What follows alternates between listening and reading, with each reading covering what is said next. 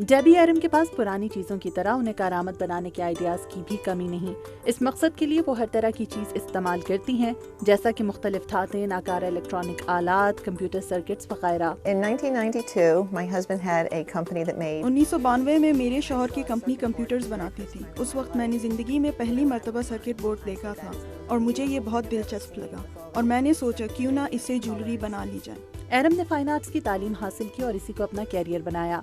उन्होंने अपने शौहर जोल के साथ मिलकर अपनी कंपनी 3 रिंग सर्किट्स की बुनियाद डाली, जहां वो जेवरात और सजावट की अशिया बनाते हैं। उन्होंने अपनी अशिया एक मकामी मेले में मुतारिफ कराई। first night we sold. इस मेले में हमारी रखी हुई चीज़ें पहले ही दिन बिक गईं। लोगों को कंप्यूटर के सर्किट बोर्ड से बनी हुई चीज़ें बहुत ही अच्छी लगी। That's a circuit board from a computer.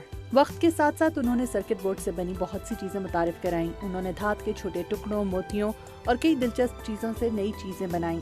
If I अगर हमने कंप्यूटर के दुकानों से सर्किट बोर्ड लेकर इनसे चीज़ें ना बनाई होती तो आज वो कहीं बेकार पड़े होते या फिर जला दिए गए होते। जबकि सेल फोन्स के सर्किट बोर्ड से बनी हुई चीज़ें भी बहुत मशहूर हैं। I come up with ideas many times. बाज़ औक़ात मुझे किसी चीज़ का आइडिया आता है लेकिन ये समझ नहीं आता कि ये चीज़ कैसे बनाई जा सकती है। उस वक्त मेरे शौहर मेरी मदद करते हैं और बिल्कुल वैसी ही चीज़ बनाते हैं जो मैंने सोची होती है। उनका कहना है कि 20 साल तक इकट्ठे काम करने से उनका रिश्ता मज़ीद मजबूत हुआ है। You get to know a person a lot better when you spend that much time. जब आप एक शख्स के साथ इतनी देर तक काम करें तो उसकी शख्सियत के बारे में बहुत कुछ पता चल जाता है, जिससे आपका रिश्ता मज़ीद गहरा हो जाता है।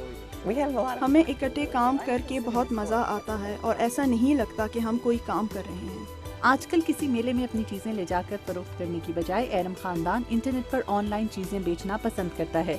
इस तरह उन्हें नई चीज़ों पर काम करने का ज़्यादा बेहतर मौका और वक्त मिल जाता है।